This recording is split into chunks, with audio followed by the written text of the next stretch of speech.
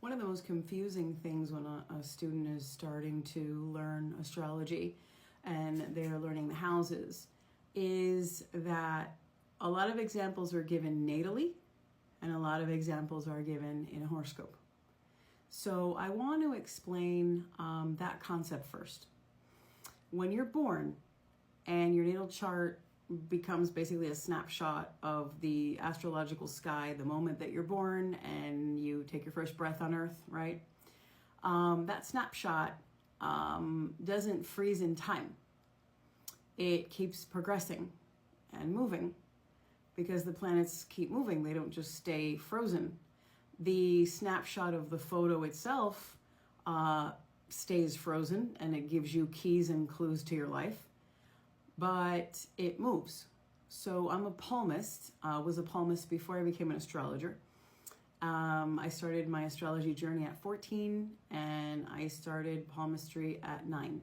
So when I understood the concept that your chart is in your palms, because it is, but to a certain degree, palmistry is not the same as astrology, but anyway, I started to understand the concept that, you know, your palms when you're born, and you're a little tiny infant, a plaster cast of the little palm print, like those cute little things they sell in the craft store, those lines, a lot of the foundational crevices and lines stay the same, but the skin changes every 7 years, and then the lines on the hand rewrite. The first initial ones are written in your mother's womb, and which is very interesting. And then our brains, when we sleep at night, rewrite some of the things in our hands. So our own brain rewrites our hand lines, which is very, very, very cool. But instead of getting into that right now, I just wanted to say that, you know, it's an example in astrology. Your chart is a snapshot of that moment, but it kept moving. So a good way to think about it is you had a birthday, so the sun had to go all the way back to the month you were born and you had your first birthday. So if you were born in September, you had to wait for the sun to go all the way around the entire calendar month to get back to the September day that you were born, and then you became one again, right? So no matter what year, every time a baby's born and they're born in September, they have the same astrology sign depending on the day in September. So that's a good way to think that the sky keeps moving and the planets keep moving and everything keeps moving. Remember that astrology is not astronomy. That's another misconception. For example, in astronomy, which is a real life science, there are no planets do not go in retrograde. It doesn't exist. Planets don't start moving backwards like that. That doesn't work that way. But in astrology, it's the spirituality of stars and planets, right? So to us, shadow sides, movements, shadows that are cast, the way that, the moon looks to us, when there's a new moon, it doesn't mean the moon went away. It's just blocked shadows, and so on and so forth. And then when a planet goes retrograde, there's a reason for that. They all mean things on Earth, as above, so below. So they represent a lot of things spiritually, right? So when you have a weird feeling about a danger, there's no scientific explanation for that. That was a feeling, right? It's abstract. So how can you measure love scientifically? No, right? So it's more internal, it's more emotional, right? So that's another misconception. So if you try to apply a life science concept too hardcore to a pseudoscience that is spiritual, you can have confusion as well. All right. So another thing that I want to bring up is when you read a chart for a certain theme in your life, like let's say medical astrology, you're going to look at certain things. So when you're reading a chart for a certain theme, that's one thing. When you're reading a chart for, to look at your life blueprint and a lot of details that's going to be happening. It's the natal chart. When you are not wanting to look at your blueprint, but you're kind of wanting to look at what's happening right now, you want to see what do the movements of what's happened, what does it mean? How are those changes, orbiting changes, affecting you? And that's where it's confused a lot. So I'm going to bring up a horoscope concept.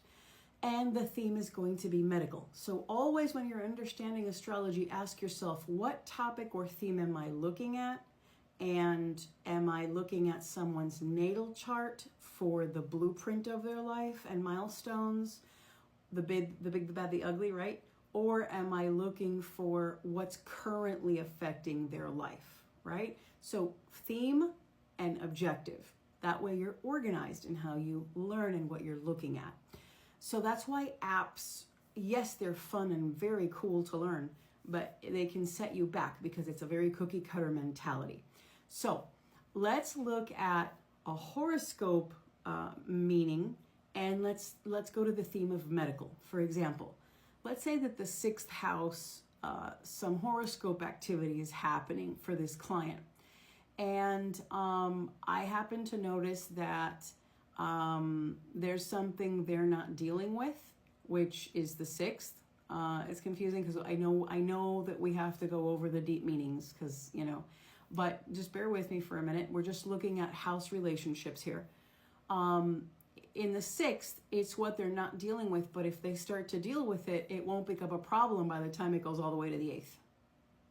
So if the 6th house brings a problem because you abused something too much on the 5th, you had too much of a good time or too much of overindulgence, and it became a problem in the 6th, and then you have to lean on someone else in the 7th to help you with it, and then it can become a very detrimental problem in the 8th for you.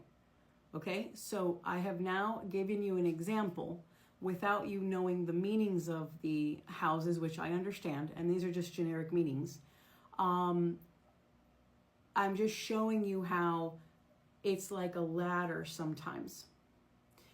Let's say I'm now going to change themes and we're going to look at love. And I'm going to also go into the horoscope. Let's say that I'm reading for a client, which actually this is a real example of a reading I did for a client. There was a very specific horoscope activity happening. So it wasn't natal, it was horoscope happening. And I noticed that they were going to start having a very dreamy love crush. And I was like, okay. And then I looked further and I realized it was going to be with someone that they hired. So I think it was the gardener. So the 6th and the 7th had an interconnected activity. Why? Because the 7th is a partner or a relationship. So it wasn't just the romantic sexual, because that would have been, a different house. But this person wanted to, the intention was to marry right away, actually. It was unique because usually you see that in a very different place. But it was like already with wedding in mind. The person was just really determined for that in their life. And they had already been crushing on this person for a while, but it just intensified. And it was the hired gardener, right?